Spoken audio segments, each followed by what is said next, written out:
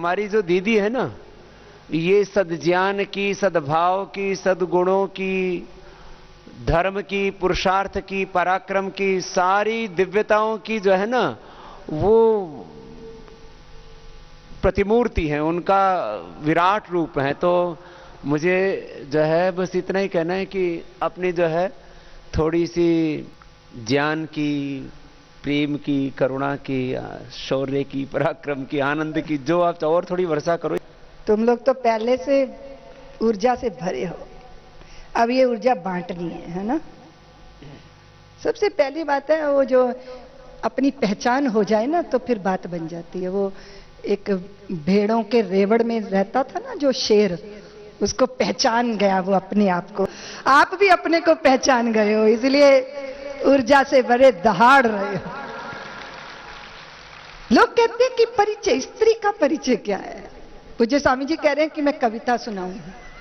मैं कविता सुनाती हूँ।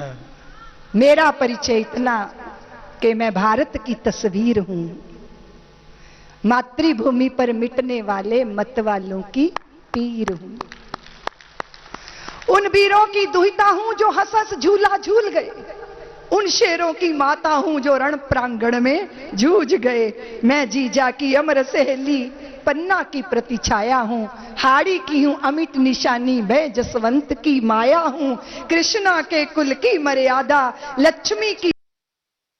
मेरा परिचय इतना कि मैं भारत की तस्वीर हूं। भारत की स्त्री का श्रृंगार देखिए।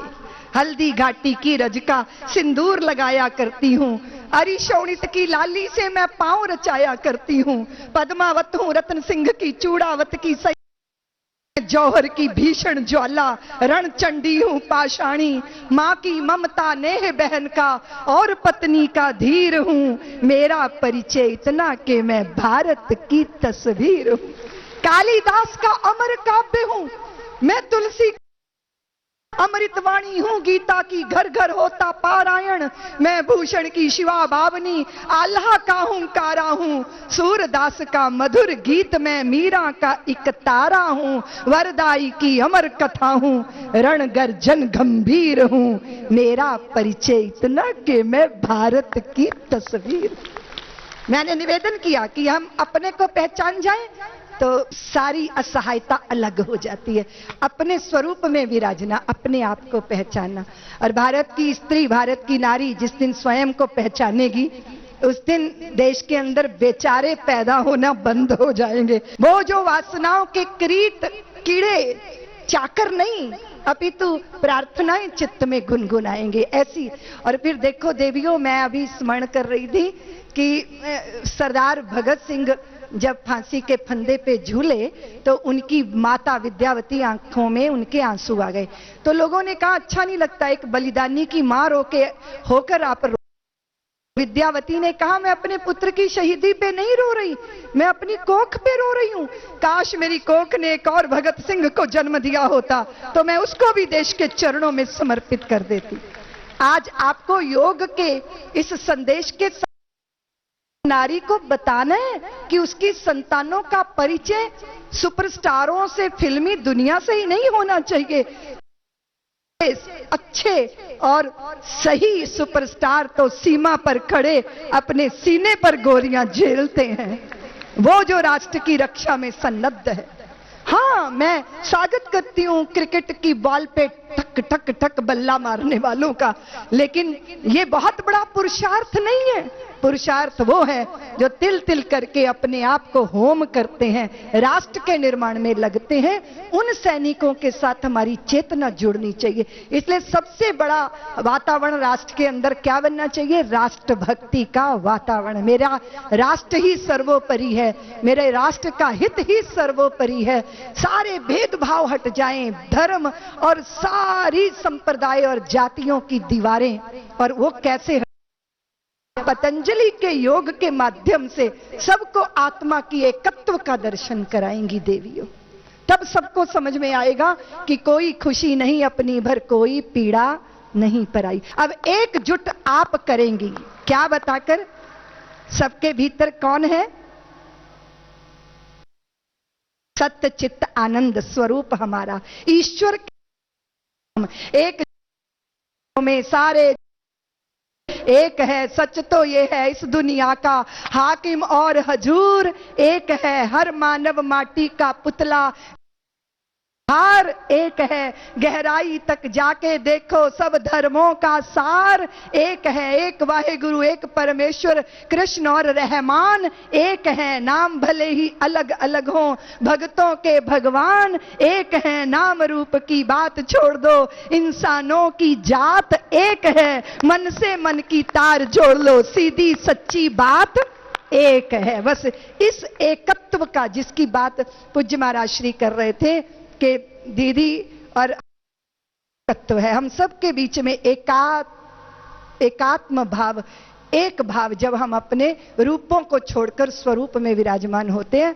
और मैं समझती हूं देवियों, राष्ट्र के अंदर सबसे बड़ा उद्धार जब आप योग शिक्षिका बनकर किसी घर में जाती हैं ना, तो आप समझ लीजिए उस घर का नारकीय वातावरण हटकर स्वर्गीय वातावरण का निर्माण होने जा रहा है।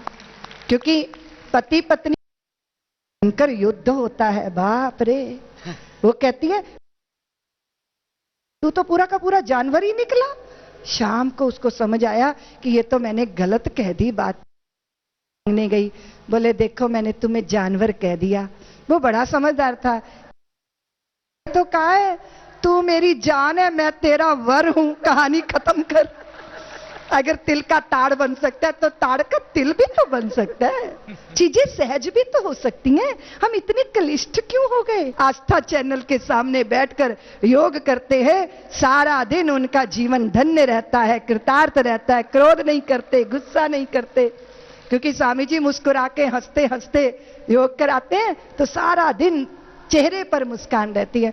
और आजकल मैंने क्या देखा समझी, पर्सनैलिटी डेवलपमेंट के कैंप लगते हैं तो वो दिखाते हैं कि भाई मुस्कुराना चाहिए तो होंठ कितने खुलने चाहिए, किस कोण से खुलने चाहिए, बॉडी लैंग्वेज कैसी होनी चाहिए। हमने कहा ये कमाल की बात है। अरे भाई तुम्हारे दिल में खुशी होगी तो चेहरे पे मुस्कान क्या, तुम तो स्वामी जी की तरह ठहाके मार मार के हंसोगे। हृदय में तो प्रसन्नता होनी चाहिए। तो कहते हैं दीदी माँ मैं सालों से हंसा ही नहीं, पता नहीं मुझे क्या हो गया। तो मैंने कहा तुमने गधे को कभी हंसते देखा है? वो कहता गधा तो हंसता ही नहीं। तो मैंने कहा अगर गधा हंसने की कोशिश करे तो समझ लो इंसान बनने की कोशिश कर रहा है। और अगर इंसान चुपचाप गधे की तरह बैठा हो तो फिर समझ लो क्या बनने की कोशिश कर रहा है। लेकिन एक बात याद रखना देवियों, या तो कोई दीवाना हंसे या तू जिसे तौफीक दे, वरना इस दुनिया में रह के मुस्कुरा सकता है कौन? ईश्वर की जिन पर कृपा होती है, ईश्वर जिनको अपने कार्य के लिए संवाहक बनाते हैं, उपकरण बनाते हैं, मुस्कुराहटें उनके आसपास होती हैं देवियों। नृत्य उनके पगों में उतरता है, खुमारी उनके आंखों का धन बन जाती है, उल्लास उनके हृदय के आले में आके बैठ जाता है।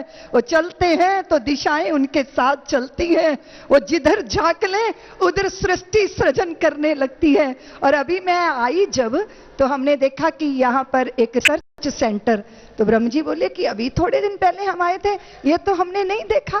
तो मैंने कहा कि स्वामी जी जिधर झांक लेते हैं उधर ही एक नया सृजन हो जाता है, नई सृष्टि खड़ी हो जाती है। ये कौन कर सकता है देवियों?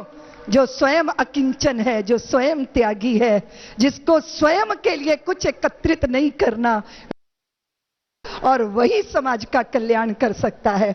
लोग जानते थे कि सन्यासी सिर्फ त्यागी ही होता है जो सब कुछ छोड़ के हिमालय में जाके बैठ जाता है। और उससे पूछो तुम क्यों गए हिमालय?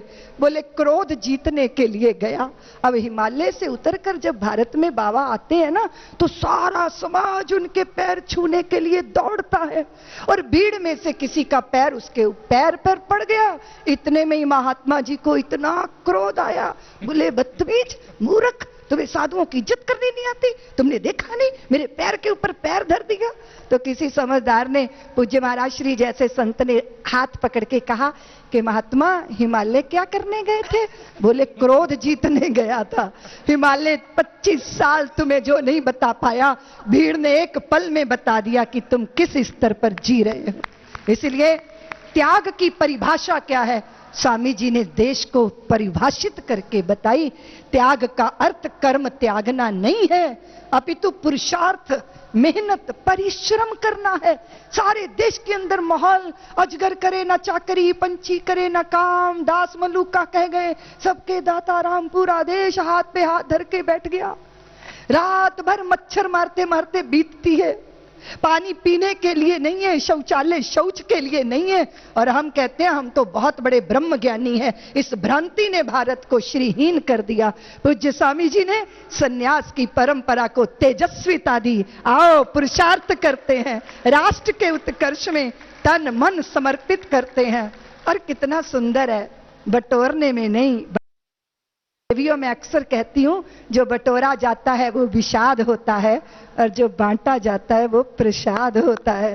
अब मुझे स्वामी जी ने अपने जीवन के स्वयं से उदाहरण से प्रस्तुत किया है हमारे सामने।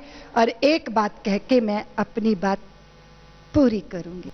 कभी कभी हमें लगता है कि हमारी दरिद्रता दूर हो। बहुत बार दरिद्रता बाहर भी होती है, व्यक्ति मन से भी दरिद्र होता है, सब कुछ होते हुए भी अंदर से बेचारा होता है। तो ये बड़ा आश्चर्य की बात है। तो अर्जुन ने एक भिखारी को देखा, उसको लगा कि मैं इसकी दरिद्रता दूर कर दूं। क्या दिया? सोने के सिक्कों का थैला भर के उसको दे दिया।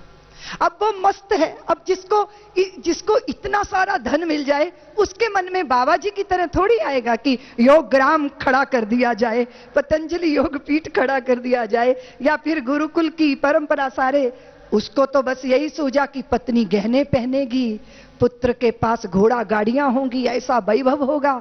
कल्पना करते जा रहा था तो एक डकैत ने उसका सोने के सिक्कों का थैला छीन लिया, और वो बेचारा हाय हाय करता अगले दिन फिर कटोरा लेके भीख मांगने आ गया। भगवान कृष्ण कहते हैं, अर्जुन देख, तेरा सेठ तो फिर भिखारी बन गया। अब उसको अर्जुन ने रत्न दिया, बड़ा कीमती रत्न ले जाकर उसने अपनी झोपड़ी में पुराने से एक घड़े के अंदर रख के ढक्कन से उसको ढक दिया। पत्नी को नहीं बताया। सुबह पत्नी अपना जिस घड़े में पानी भरने जाती थी, उसका वो घड़ा टूट गया। उसने पुराना घड़ा बिना देखे गई नदी में जाके डुबो दिया, और वो रत्न नदी में बह गया। लौट के आई तो पति तब तक ढूंढ रहा था वो घड़ा कहाँ है। तो पत्नी ने बताया, पुराना घड़ा टूट गया था जिसमें पानी भरती थी, मैं वो वाला ले गई जो यहाँ रखा था। अब बेचारा सिर ठोके कि कैसी बौड़म पत्नी पल्ले पड़ी है, अब कुछ बोलते बनता नहीं। सोचा अब इसको क्या दुखी करना, चुपचाप भिक्षा का कटोरा लेके फिर आ गया मार्ग पर। भगवान बोले, देख अर्जुन, वो तेरा फिर भिखारी बना खड़ा है। अर्जुन ने कहा, प्रभु क्या करूं, रत्न दिया तो। उसने कहा, मैं क्या करूं, रत्न मेरी पत्नी नदिया में बहा आई। भगवान ने कहा, अर्जुन अब क्या देगा इसको। अर्जुन ने कहा, मैं नहीं कुछ दूंगा, अब आप ही कुछ करो। और सुनो देवियों, सिर्फ 2 सिक्के, दो पैसे दिए कृष्ण भगवान ने उसको गिनकर। सोचो, जिसको एक दिन पहले रत्न मिला हो, उसके एक दिन पहले सोने की सिक्कों से भरा थैला मिला हो, उसे 2 पैसे मिलेंगे तो कैसा लगेगा। बड़े आ गए दानदाता, अपने को बड़ा दानदाता समझते हैं। ओढ़ूंगा कि बिछाऊंगा, पीऊंगा कि खाऊंगा, आ गए बड़े देने वाले। ऐसे ही बुड़बुड़ाते जा रहा था तो उसकी नजर पड़ी नदी पर मछुआरे के जाल में तड़पती हुई मछली पर। उसे लगा 2 पैसे का मेरा तो कुछ नहीं बनना, इस मछली के प्राण बचा लूं। बेचारी मछली कैसे तड़प रही है।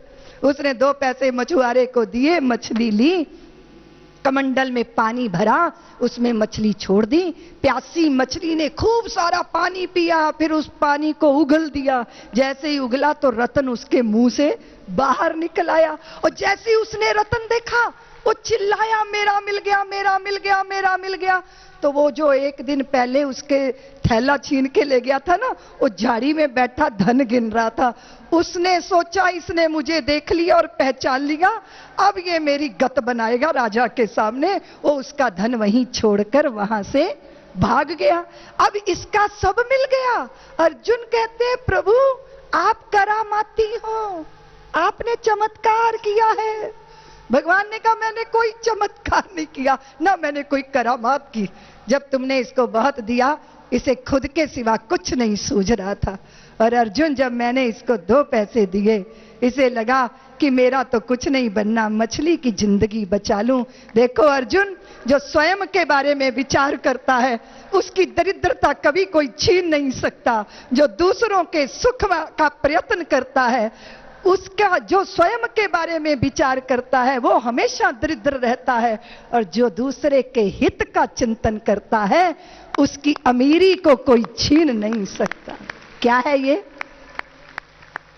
प्रत्येक चेहरे पर मुस्कान आए उसका प्रयत्न करना। जब सुबह आलस लगे तो याद करना कि वो वृद्धा है, योग करेंगी तो घुटने खुल जाएंगे, चलेगी, स्वस्थ हो जाएगी, मुस्कुराएगी। और जितने भी योग करके स्वस्थ व्यक्ति होंगे उन सब के आशीर्वाद आपके ऊपर बरसेंगे।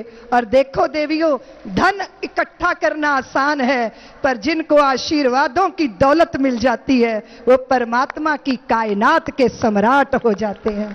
इसीलिए अब फिर बात आएगी कि विपत्ति अगर आए, पतिदेव खड़ूस हो, जाने ही ना दें। सास तभी भी टंडावाद करेगी जब घर से निकलने का प्रयत्न करोगे। फिर क्या करोगे? थक जाओगे, रुक जाओगे, ठहर जाओगे। जब नदी चलती है तो बीच में जब चट्टान आती है तो नदी रुकती नहीं है, उस चट्टान से टकराती है और फिर वेगवती होकर आगे बढ़ जाती है, क्योंकि उसने अपना लक्ष्य पाना। दूसरी बात है, तुम बाहर तो समाज का काम करो, घर में अपना न्याय ना करो, समय ना दो, तब भी गड़बड़ है, तब असंतुलन पैदा होगा। इसलिए सबको मैंने प्रारंभ में कहा कि सबको संतुष्ट रखना है, तब वो सब आपके कार्य में सहयोगी बनेंगे, कार्यकर्ता। मेरा ख्याल है कार्यकर्ता तो पतिदेव भी होंगे, भाई भी होंगे, पिता भी होंगे। उन्हीं के सहयोग से आप आज हरिद्वार की इस पवित्र पतंजलि पीठ की धरती पर पूज्य महाराज श्री की सन्निधि में बैठकर ये अमृत पान कर रहे हो। ये उनको भी बड़ा धन्यवाद है, उनको भी बड़ा साधुवाद है। लेकिन अगर कोई विपत्ति आपत्ति आती है तो क्या व्यक्ति रुक जाएगा? पूज्य स्वामी जी ने कहा कि वो बात बताइए आप। सच है, विपत्ति जब आती है कायर को ही दहलाती है। सूरमा नहीं विचलित होते, पल एक नहीं धीरज खोते, विघ्नों में राह बनाते हैं, कांटों को गले लगाते हैं, मुख से न कभी उफ कहते हैं, जो आ पड़ता सो सहते हैं। खम ठोंक ठेलता है जब नर, पर्वत के जाते पांव उखड़, मानव जब जोर लगाता है तो पत्थर पानी बन जाता है। मानव जब जोर लगाता है। आपके प्रयत्न, पुरुषार्थ, निरंतरता, सातत्य लगातार बनी रहे, ऐसी मैं आप सबको बहुत बहुत शुभकामनाएं देती हूं। अब तो वाणी को विराम देती हूं। दीदी ने बहुत सबको आशीष दिए हैं, अनुग्रह किया है। वैसे तो ऐसी देवात्माओं का, ऐसी महान आत्माओं का उपस्थित होना, वही हमारे लिए बहुत बड़ी प्रेरणा होती है। दीदी माँ ने आकर के हम सबको अनुग्रहित तो किया ही है, उपकृत तो किया ही है। उनकी उपस्थिति, उनके दर्शन के साथ जो मार्गदर्शन मिला है, ये आपके लिए जीवन भर की एक पूंजी बन गया है। और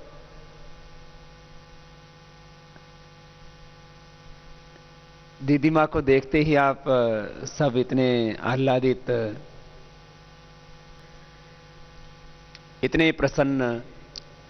मैंने देखा, जब मैंने प्रभात में ही कहा कि दीदी माँ जो है वो सबको आज दर्शन और मार्गदर्शन देने वाली हैं, तो सब बहनों के चेहरे प्रसन्नता से, आनंद से, उत्साह से खिल उठे। और इस बार का जो आपका हरिद्वार आगमन है, करीब इसमें लगभग 95 से 99% नई बहनें हैं, और उनके लिए ये इस बार की यात्रा जो है वो अविस्मरणीय हो गई है। कुछ ऐसे पल आते हैं जीवन में जिनको हम जिंदगी भर संजो के रखते हैं।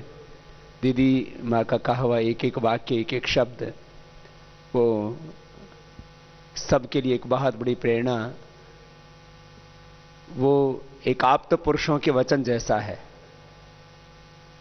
प्राचीन ऋषिकाओं के बारे में आपने बहुत सुना है कि ऐसे हमारे ऋषि मुनि हुआ करते थे, ऐसे हमारे महान विदुषी ऋषिकाएं हुआ करती थी। तो ऋषिकाएं कैसे हुआ करती थी, उनका ज्ञान, उनका जीवन, उनका धवल चरित्र कैसे होता था, तो पूज्या ऋतंभरा दीदी माँ जैसा हुआ करता था, ऐसे रित से भरी हुई। आप तो पढ़ते हो ना योग दर्शन में, ये जो ऋतंभरा की प्राप्ति है ना, दीदी माँ का नाम भी श्रद्धेय गुरुदेव का रखा हुआ है ना शायद ये नाम। तो गुरुजी हमसे भी बहुत प्रेम करते हैं, उनको सब श्रद्धा से युग पुरुष कहते हैं। युग के लिए वो एक बहुत बड़ी प्रेरणा है, वो युग पुरोधा है और वो हमारी सृष्टि सत्ता के वर्तमान है। और जिस प्रस्थान त्रयी, जिस वेदांत और जिस वैदिक सत्यों का गीत हमारे पूर्वजों ने गाया, उसके वर्तमान हैं।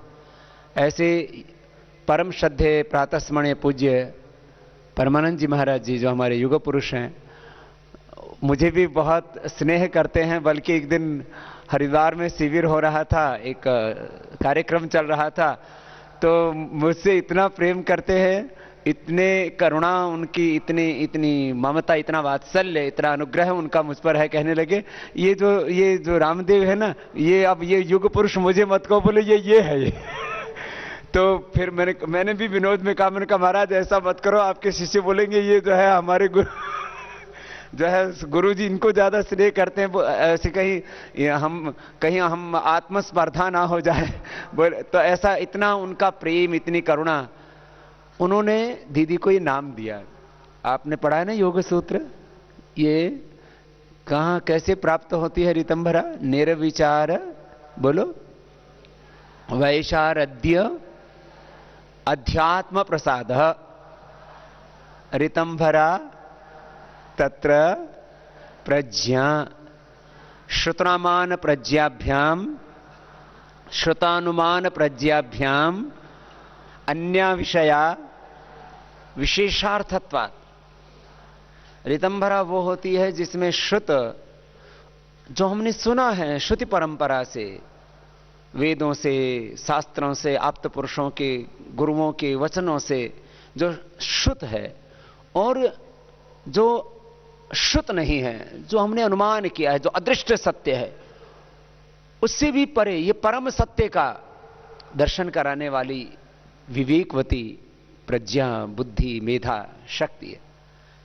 तो जो श्रुति से बोध नहीं होता, अनुमान आदि प्रमाणों के द्वारा जिसका बोध नहीं होता, वो बोध ऋतंभरा से होता है, और वो बोध आज दीदी ने आपको दिया।